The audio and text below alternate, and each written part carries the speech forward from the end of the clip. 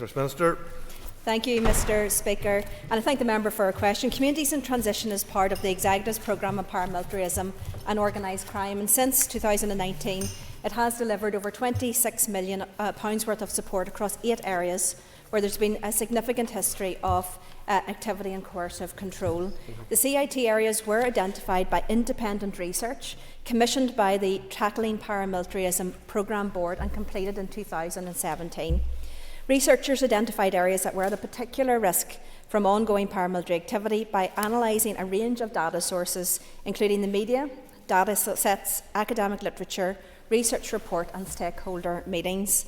Areas were scored against a number of indicators of paramilitary activity, including verified and claimed incidents of paramilitary intimidation and paramilitary assaults and shootings.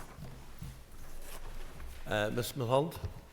Thank you very much, Mr Speaker, and thank you, Deputy First Minister, for your answer. So, given that we are 27 years on past the agreement, when will it be envisioned that we complete this kind of journey of transition, and so that some of those funds can be diverted into things like neighbourhood health projects or tackling rural equality, rural isolation, things like in my constituency, places like Armoy, that whilst they don't qualify. I think we're getting for into a statement. We've got the question, so I'll Deputy First Minister to respond.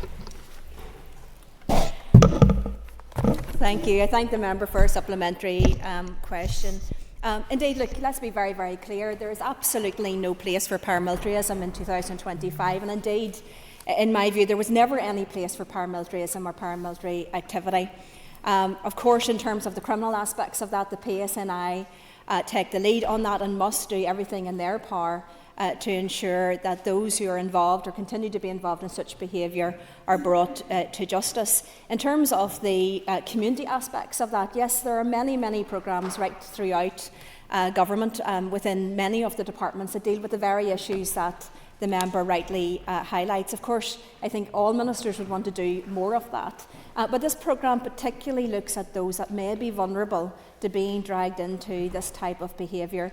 And this is very much a programme that focuses on prevention and focuses on community resilience, particularly working with young people at risk to ensure that they do not end up going down this type of pathway. And that does include mental health programmes, training programmes, different types of community-based programmes, all based on that best practice.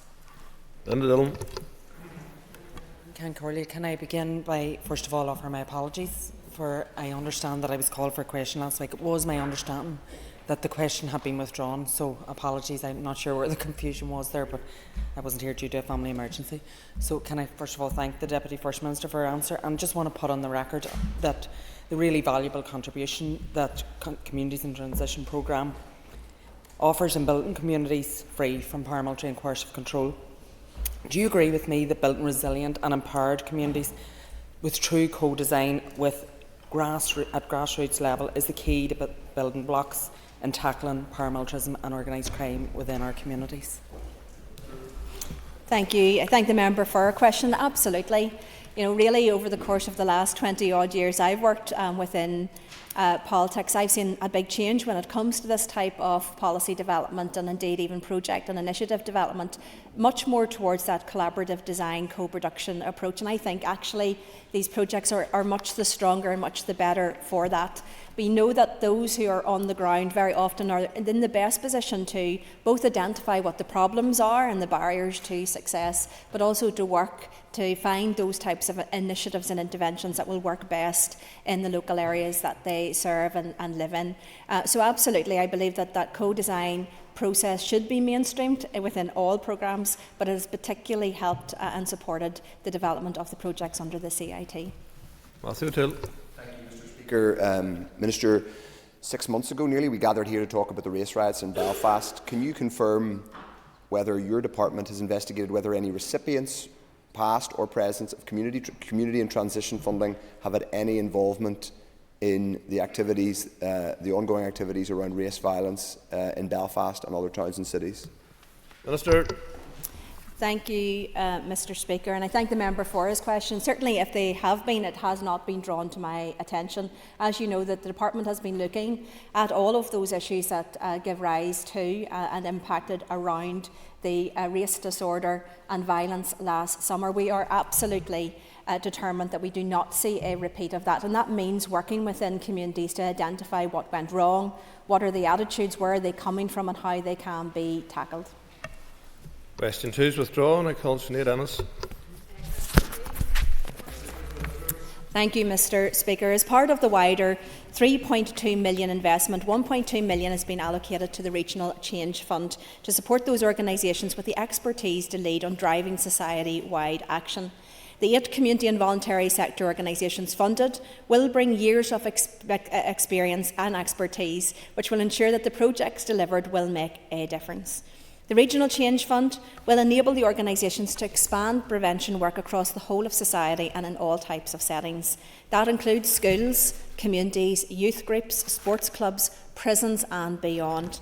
This will help to ensure that everyone understands that violence against women and girls is, well, what it is and how to prevent it, so that together we can deliver meaningful change. The Regional Change Fund is in addition to the Local Change Fund that will see £2 million shared across all 11 council areas to support community networks, grassroots organisations and provide opportunities for all to play their part in tackling violence, harm and abuse against women and girls. Ms Ennis. I thank the Minister for her answer, and I want to acknowledge her efforts and that of the First Minister in making tackling violence against women and girls an executive priority and also a programme for government priority. Can the Deputy First Minister give details on why the 8 organisations that were chosen for the Regional Change Fund, why they were chosen? Thank you. Minister. Thank you. I thank the member for her supplementary question. Right from the outset, when this time last year Michelle and I took up these positions, we made very clear that this was a key priority for us. The levels of violence against women and girls here in Northern Ireland is appalling, and we need to tackle that and indeed eliminate all violence against women and girls. I am really pleased that it is a key aspect of the delivery from within our own department throughout the last year of not only producing the strategy, but of course that important delivery plan and seeing these important funds actually get out on the ground. We are working with those 8 delivery partners. They were very much those who advised us throughout this process. It was a collaborative design co-production process, and I think one that has worked extremely well. But these are the organisations designated to be experts in this particular field, and we believe that they are the right organisations to help and support us to deliver on this key initiative. And thank the Deputy First Minister for her answer so far. Today marks a year from these institutions were restored, and it was excellent to see that right at the outset violence against women and girls was recognised as a key priority. And I asked the Deputy First Minister, could you outline what work has been undertaken in this past year to end violence against women and girls in Northern Ireland? Minister. Thank you, and I thank the member for her question and for that very kind acknowledgement of the work that we have been carrying out. As I indicated in the earlier answer, there's been a significant amount. I want to pay a tribute to the team, the co-production team, and sitting within the Executive Office, but of course working across a number of different departments for the research that they carried out, for all of the incredible hard work, but most of all to those co-design partners who very often volunteered their time to make this strategy and the delivery plan what it is. So we have launched that strategy, we launched that delivery plan as well. We also launched the Small Business RI Challenge Fund. That was very much about setting out 2 challenges and asking business and small organisations to consider what could meet that challenge, how could the outcomes that we desire be best met through a different type of initiative rather than just a grant funding scheme. We launched the Local Change Fund with local councils to allocate £2 million to support local grassroots groups. We launched the Regional Change Fund, and we supported just recently the local Power to Change campaign with Justice and the PSNI to promote bystander awareness and interventions. Connie Egan. I thank the Minister. You obviously know that changing attitudes is a large part of your Ending Violence Against Women and Girls strategy. Would the Executive Office consider working with others in this Assembly for a code of practice for legislators as to what constitutes misogyny? Thank you, Mr Speaker. I thank the member for her question. I haven't heard that proposal before, but certainly we will take it away and take a look at it and perhaps liaise with the member in terms of the detail of her proposal. Deputy Gaston. Deputy First Minister, 20 years ago on Thursday past, Robert McCartney was brutally stabbed to death by the IRA. In the aftermath of that murder, his sisters were subject to a campaign of intimidation by the Republican movement, which today you partner in government. Will the Ending Violence Against Women and Girls strategy ensure that no other woman or girl will suffer the same intimidation as the McCartney sisters did? Deputy First Minister. Thank you, Mr Speaker. I thank the member for his question. It is an important one because I think when we look back over the decades of the Troubles here in Northern Ireland, violence and the targeting and the harassment, particularly towards women, but also we have to remember young people, children, those that were indiscriminately targeted by bombings, those young people who were subject to child abuse through punishment beatings by paramilitary organisations. And of course, I pay tribute to the many women who have been murdered by paramilitary and terrorist organisations as well. This all formed abuse and violence towards women and girls that was entirely and wholly unacceptable. I can stand here today and say very clearly that I condemn all of that activity. I indeed condemn all terrorist activity. There was never any justification for it. There still isn't. There was always an alternative. Mark Durkan. Question number 4. Minister. Thank you, Mr Speaker. Guard security and CCTV were put in place in Ebrington when the site was largely vacant and under development. Today, Ebrington is a thriving and, much like the city centre, a hub of activity with a wide range of both day and nighttime businesses. In the coming months, we will also see the launch of a number of different businesses, including Ernst & Young, arrive on the site. In 2026, the exciting launch of the Londonderry North Atlantic Museum will also take place. The Department remains committed to ensuring Ebrington continues to be a safe and shared space for everyone to enjoy, and the site will continue to be monitored 24 hours a day via the 34 CCTV cameras on site. This is in line with city centre arrangements, and further integration of Ebrington with the city will ensure Ebrington continues to play its part in the future growth of the city and region. Mr Durkan. Thank you, Mr Speaker. I thank the Deputy First Minister for her answer. There are concerns in my constituency that at the time when the overdue development of Ebrington is finally making tangible progress, with more people using the space as a place of employment and a place of leisure, that this decision will reduce safety for safe users, and that's been compounded by a few unsavoury incidents lately. It will also cost jobs at a site where we're trying to generate employment. Question, will Mr. the Durkan. ministers review this decision? Minister. Thank you, Mr Speaker. I thank the member for his question, and of course we've received correspondence from a number of members, including his colleagues and mine, on this particular issue. Whenever this was put in place, you didn't have the same infrastructure. I am really pleased that £37 million have been invested in that Ebrington site, and I think anybody who goes up there can see the transformation that has taken place. That includes a number of businesses with their own security. The security that we had paid for centrally from the Executive Office was then being passed on to those residents and leases within the site who were already then taking their own measures. So my understanding is that there was a very strong sense that this was not needed. It's monitored, of course, by that CCTV. And of course, I want to emphasise that all of the evidence that we have is that this is a very safe site.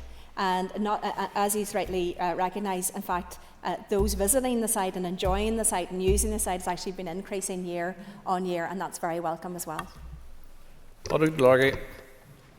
And I thank the Deputy Minister for her answer so far.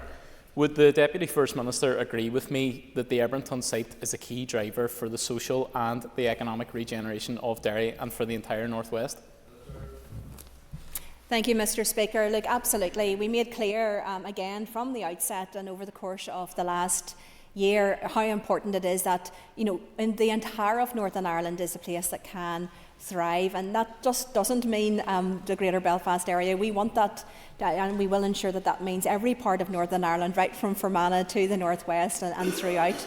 So of course Ebrington is a key economic driver of that. I think it's looking very, very well. It seems to have been a great success thus far. We will continue to work and invest in the site to ensure that it can maximise its potential. Gary Middleton. Thank you, Mr. Speaker. And can I welcome the investment by the Executive Office, not only in Edmonton, but in areas right across the Foyle constituency. And I thank the Deputy First Minister for her role in delivering those projects. Can I ask the Deputy First Minister maybe to provide an update on those investments by the Executive Office in my own constituency? Thank you, Mr. Speaker. I thank the member for his question. The Department remains committed to the investment in the Londonderry area, with some $72 million invested in the area since 2016-17. That includes over $37 million to transform and regenerate Ebrington, which is now a hub of creative industries, cafes, restaurants, a hotel, microbrewery, hairdressers, healthcare and commercial offices. However, we've also invested an additional $34 million in a range of other programmes, and that includes urban villages and good relations projects to promote good relations. And indeed, the member will recall right back at the development of the urban village scheme that we had that conversation when I visited the city then as a junior minister. And he was a great champion for the Fountain area and the city at that time. And indeed, it is amazing how those conversations can lead to the development of programmes that genuinely bring that real difference to people's lives, with many, many millions of pounds through that work now taking place and to the benefit of the citizens of that city. Declan Kearney. Minister. Thank you, Mr. Speaker. As of 31st of January 2025, the HIA Redress Board has received 4,904 compliant applications and made determinations totalling over £100 million. A total of 56 applications are still to be determined by a panel. The turnaround time for validated applications is 7.5 weeks, with a success rate of over 88% of applications that fall within the Board's jurisdiction. The Executive Office has engaged closely with victims and survivors' representatives on enhancements to the wider redress process, including providing additional resources to the Victims and Survivors Service to ensure that applicants can be supported in a trauma-informed way with their statements of experience. As the final date for applications, the 2nd of April 2025, is fast approaching, we would encourage all victims and survivors who have not yet applied to contact the Commissioner for Survivors of Institutional Childhood Abuse as soon as possible for information and advice. Mr. Kearney.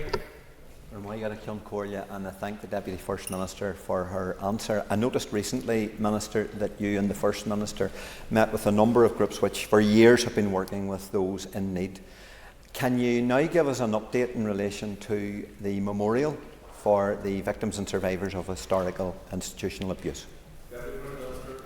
Thank you, Mr. Speaker. I thank the member for his question. And indeed, it has been an issue that not only we have been working on for some time, but indeed, Mr. Speaker, you yourself have been also engaged on this important matter. It was a recommendation leading out of Judge Hart's report. And it is one that we are very, very keen to see implemented as quickly as we can. We know that there's been a range of different views across the sector as to what that memorialisation looks like. But we met with them, I think, had a very good engagement, and we're hopefully moving forward at pace to find a resolution and to ensure that that memorialisation can happen within this building and, of course, elsewhere as well. I want to take the opportunity to pay tribute to the huge amount of work that those organisations have done for many years now, both in fighting to get the inquiry, but of course with working with victims and survivors and communicating the needs of that sector to both the First Minister and I and to others.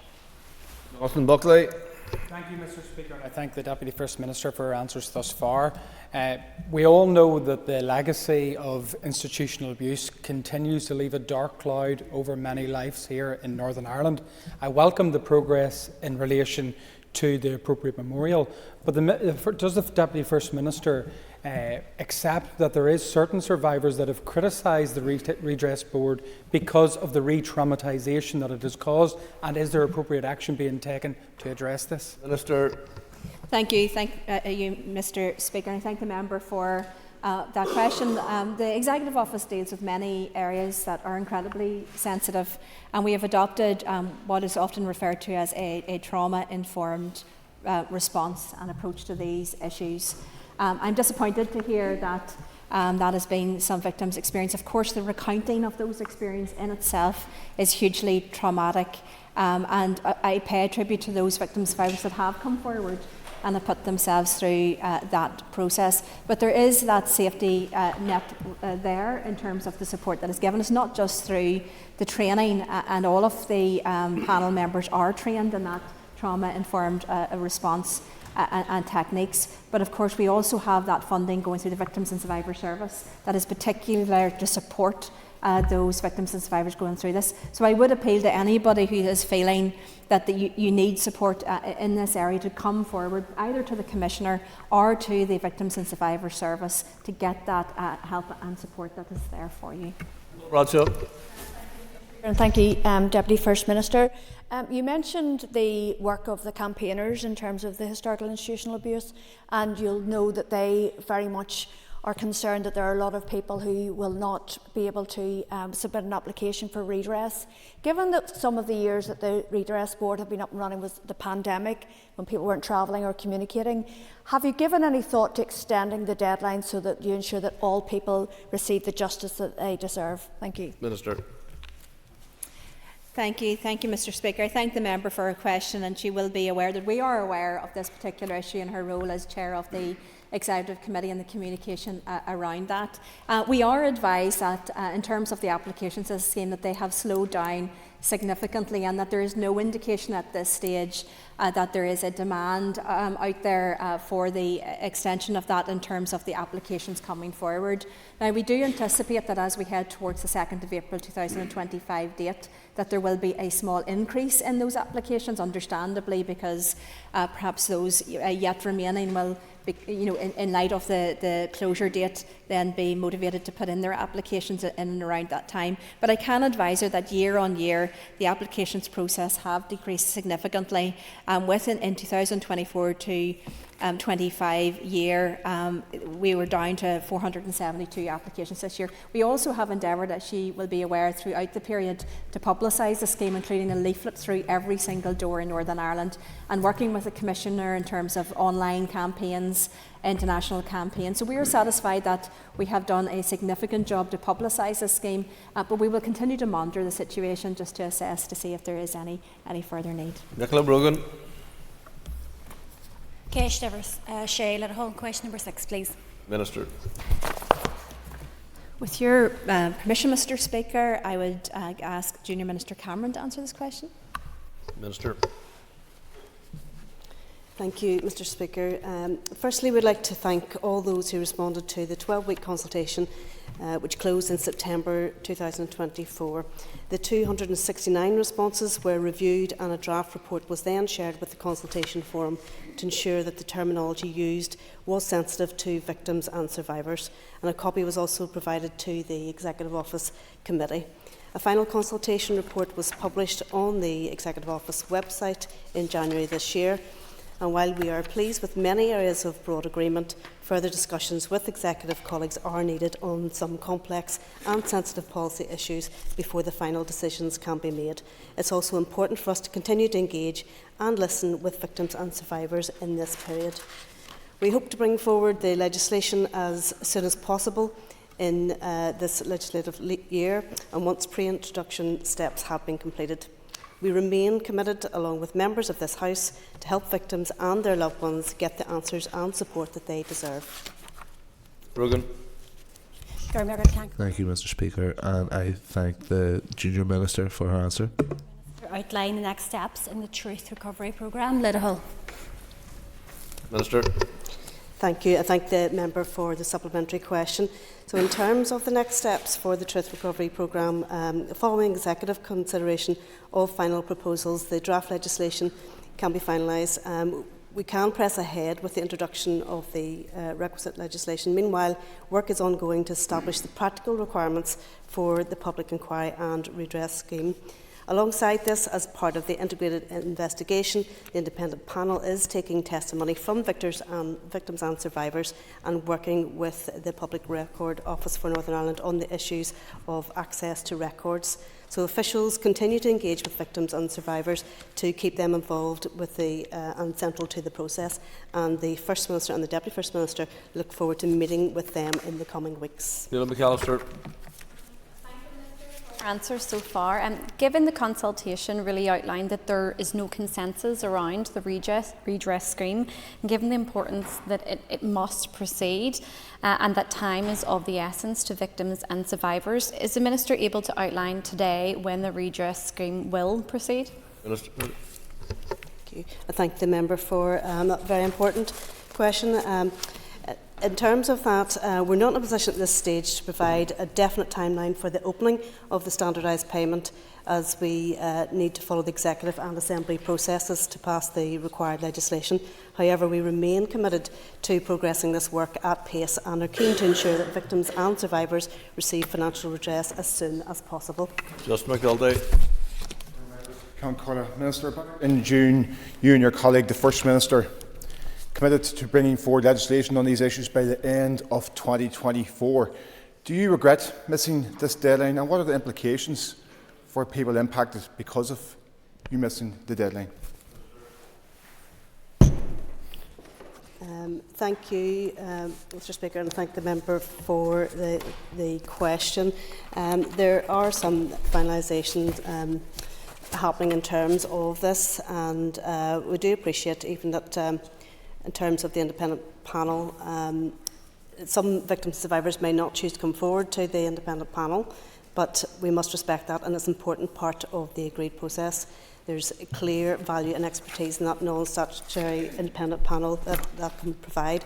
Obviously, the focus of the independent panel is on gathering the oral testimony and the archival records to examine the evidence and develop the conclusions on what happened. In terms of the testimony, the panel announced recently that the closing date to register and provide oral testimony is Thursday, the 1st of May. To date, over 100 people have shared their testimony with the panel, and would encourage anyone who has knowledge or experience of the relevant institutions to come forward.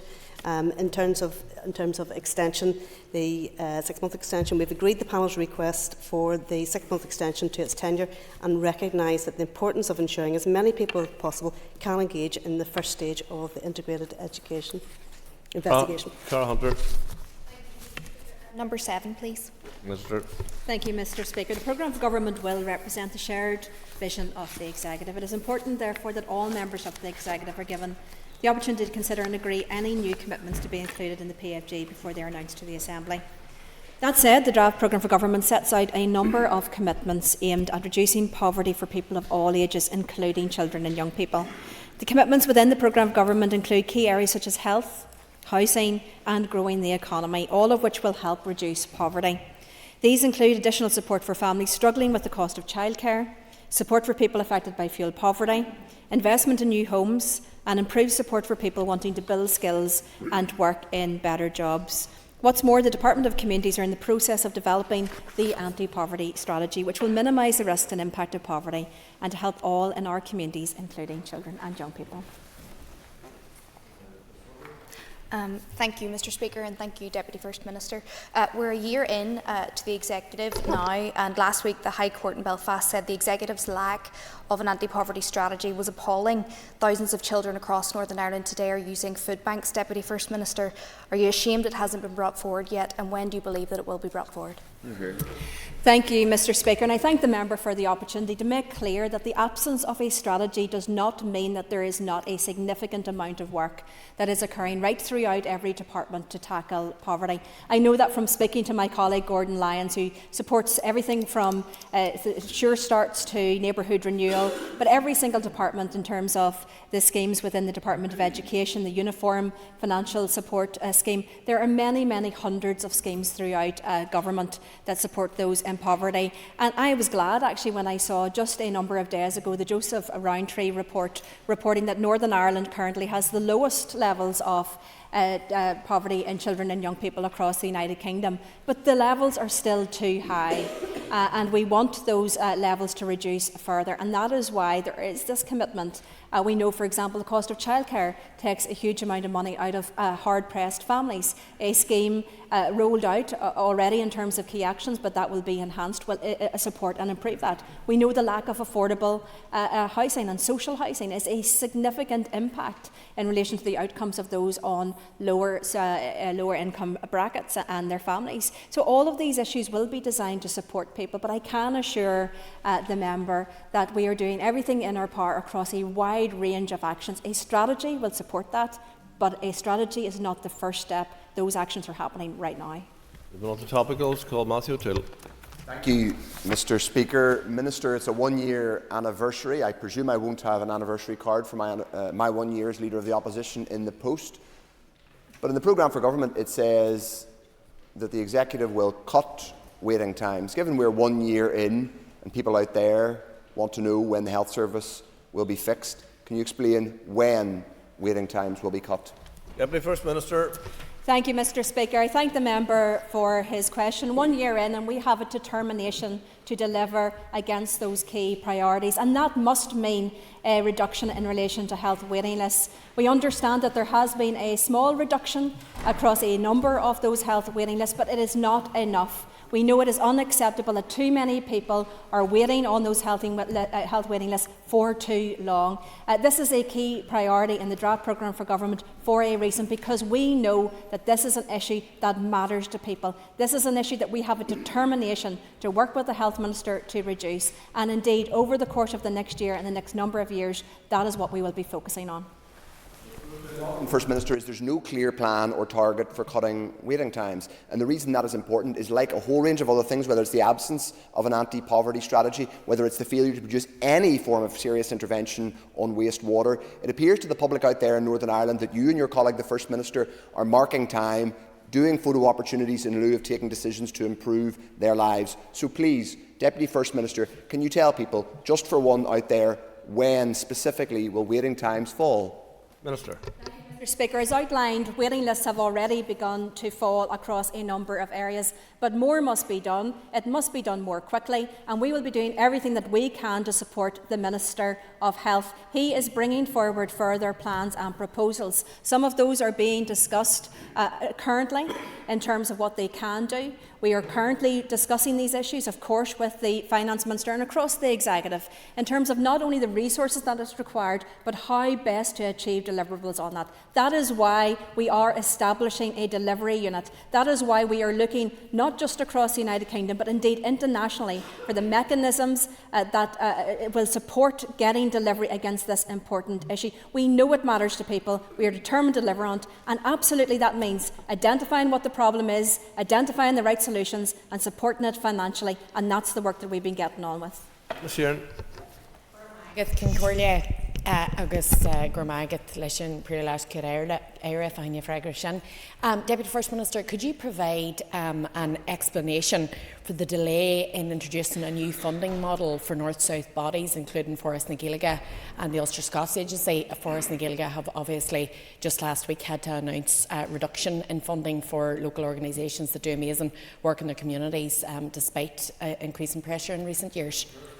Thank you, Mr. Speaker. I don't know the details specifically of what she's talking about, but I understand that she may be referring to a proposal from the Minister of Finance in relation to alternative funding mechanisms for North-South bodies. I can assure the member that these things have all been previously discussed and agreed. There is a careful balance in all of these things, and the balance around the contribution north and south to these bodies is to ensure that the work that happens within those bodies is also balanced in terms of the north-south aspects of those. I understand that the Finance Minister perhaps is proposing to break that and indeed to facilitate the South to increase their contribution without that being linked to Northern Ireland's contribution. That is not something that I am in agreement with, so therefore it is not blocked. There's simply not agreement with that proposal at this stage, but we'll continue to engage with her if indeed that is what the member is referring to. But of course it is important to remember in this place there will be some things that we don't agree with, and of course the Executive is all about trying to find a consensus and a consensus way through, and we will endeavour to do that because I believe thus far we have been able to do that. Ms. Sheeran. Will the Deputy First Minister commit to bringing a proposal for the new funding model to the next executive meeting, which could bring vital funding to both the Ulster Scots Agency and Forres na Gaeilge? Thank you, Mr. Speaker. I can only speak for myself, but to be absolutely clear, if I wasn't in the initial answer, if the only alternative funding model that is on the table is one that breaks the balance between the contributions between the Republic of Ireland Government and the Northern Ireland Government and North-South bodies, then that is not something that I am in agreement with. I am in agreement with that being balanced across the two jurisdictions. That gives both jurisdictions that a balanced say in terms of both the activities and the funding model. That has been the agreed model thus far, and I see no reason to change this at this stage, and indeed I see challenges in changing that because the member may not be aware, but a number of years ago, of course, there had to be a reduction from the contribution by the Irish Government because of budget constraints that they had faced at that time, and we had to work with them on that. I understand that that may be what she is referring to, but of course if it is not, I am happy to follow up on her questions in writing after this. Colin Crawford. I thank the Deputy First Minister for answers thus far. Deputy First Minister, we're just over 1 week on now from the storm, which we all experienced and its damage and effects. Can I ask you for your assessment on how the Executive Office responded to the storm and the side effects that it caused? Minister. Thank you, Mr. Speaker. I thank the member for his question. Indeed, it has been an incredibly busy week, not least for those that have been out on the ground in all weathers, working hard to restore power, to get the water systems reconnected in terms of clearing trees and roads and obstructions. And I firstly want to pay tribute to all of those workers that have worked so tirelessly to do such a mammoth task. This was unprecedented. Some 100,000 more disconnections in terms of electricity than NIE networks had ever faced before. So there was a mammoth task. He will be aware that as soon as we heard and had advice around the incoming storm, we moved immediately to try to send a very clear message to the people of Northern Ireland to stay home and to stay safe. And indeed, we carried out 2 press conferences on Thursday to try to emphasise that. The Executive moved quickly in terms of the closure of schools, requiring schools to close. We sent a very clear message to civil service, public sector, to businesses to work from home if at all possible and avoid going out. I think for those who woke up on Friday morning and heard the storm outside, they recognised actually how bad it was, and it is absolutely miraculous that there were not people who were injured or worse in terms of that storm, and I'm very thankful for that. But of course the last 10 days has very much been about the focus on recovery and response, and we've been doing everything in our power to make sure that the reconnections happened as quickly as possible, and we identified those issues. I do want to pay tribute to Pat McFadden, the Cabinet Minister, and the entire team in the UK Government that did respond as well to our request for help, and that was everything from generators to water, to helicopters to support those lines, to chainsaws, tree cutters, and electrical engineers. So look, there was a huge effort put into this, and I pay tribute to all of those workers who made it happen. Mr. Crawford. Thank you, Mr. Speaker, and Deputy First Minister, I think we would all echo our thanks and appreciation. Can I ask, has your department any plans to update emergency response plans for any other extreme weather events, like any other storms or flooding or severe snow in the future? Thank you, Mr. Speaker. I think there will certainly be learning from this. I think the civil contingencies frameworks that we stood up immediately worked very well. In a red alert, it is the PSNI that takes the lead, and then that moves over to the relevant departmental leads depending on the particular issue. I felt that there was very good communication both internally, and we obviously tried to be at the forefront of leading with that external communication as well. We were in regular contact with NIE, with NI Water and others throughout that period of time, but I do think that there is learning from this. So for example, the fact that the electricity was off had an impact not just on electricity and heating within homes, but on the water connections and on communications and mobile connectivity. So these are big issues that, I think looking forward in terms of our civil contingencies planning, we need to take into account and make sure that we have those contingencies at hand for when the unexpected happens. Brooks. Thank you, Mr. Speaker, and my colleague had snatched my question from beneath me there, but to follow on from that, Deputy First Minister, could I thank you for your role in coordinating response to Storm Owen, and ask, there seem to be some concerns around how vulnerable the blue light services would have been had the executive not taken immediate action to secure that. In light of that vulnerability, which would no doubt concern many citizens, is there any particular plans we have to ensure that in a similar situation in future that communications will always be maintained for those services? Minister. Thank you, Mr. Speaker. No, he is absolutely right. That communications between our blue light services, but also the communication between people in their homes without water, without electricity, to the likes of the ambulance service and to police, that is absolutely critical when you hit this type of a storm event or a crisis. So I think this is something that we need to urgently look at. We understand that a number of the mobile towers went down because of the lack of connectivity to electricity, but the communications issue is a big one. And should that mean that there is a backup of battery packs and generators in the relevant areas, but there has to be a number of contingencies, because it is absolutely critical that our police, ambulance, fire service, emergency services are able to communicate. But of course, that those vulnerable people in their homes that may need an ambulance or may need emergency care, that they are able to get through and get to speak to the right people at the right time in order to get them that help in a crisis. Mr. Brooks. Thank you, and you've rightly spoken about the support that we've received from across the UK during this particular incident.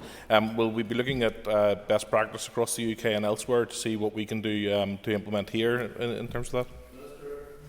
Thank you.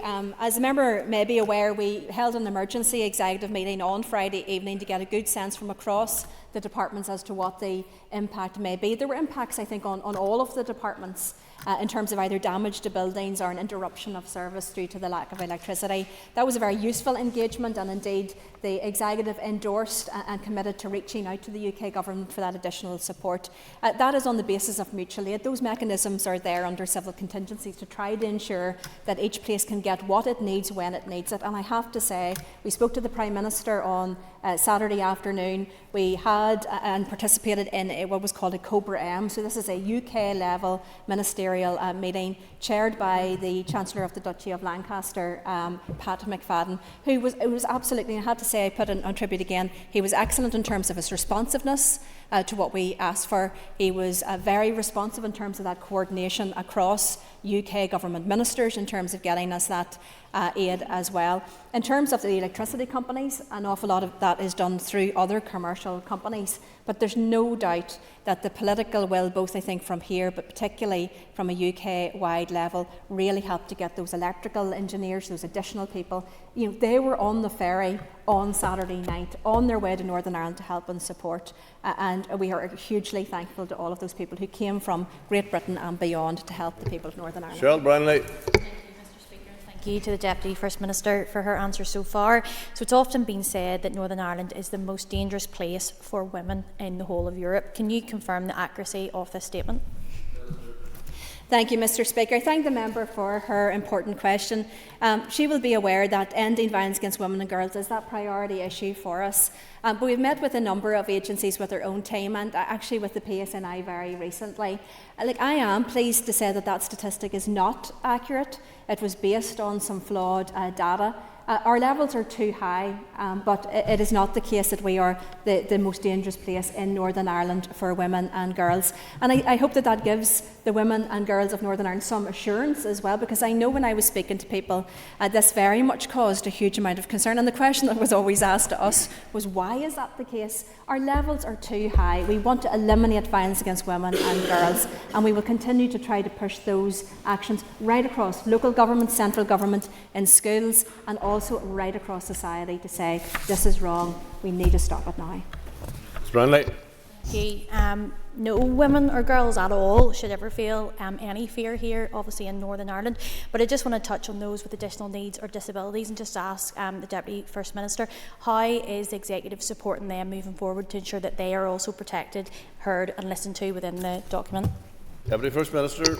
Thank you. I thank the member for her question. It's really important in terms of all of our consultations, and particularly as we move towards a co-production, co-design process, that we include the maximum number of people and groups of people to be part of that, because it's important that we feed in at that early policy development stage the needs of and the particular perspectives of groups, including those with the disabilities and those with particular needs. So that is something that is very much mainstreamed within the department, but likewise we need to ensure that that is also mainstreamed right throughout. So it's with our community organisations, it's with our local councils, it's with our funding schemes to make sure that this is a consideration, because it is a vital aspect of this. Because when we look at, should it be care homes with older people, should it be in different types of facilities or situations, that perhaps some of those people are the least able to speak out or to be heard when they are raising these concerns. So it's vitally important that there are support mechanisms there to ensure that they also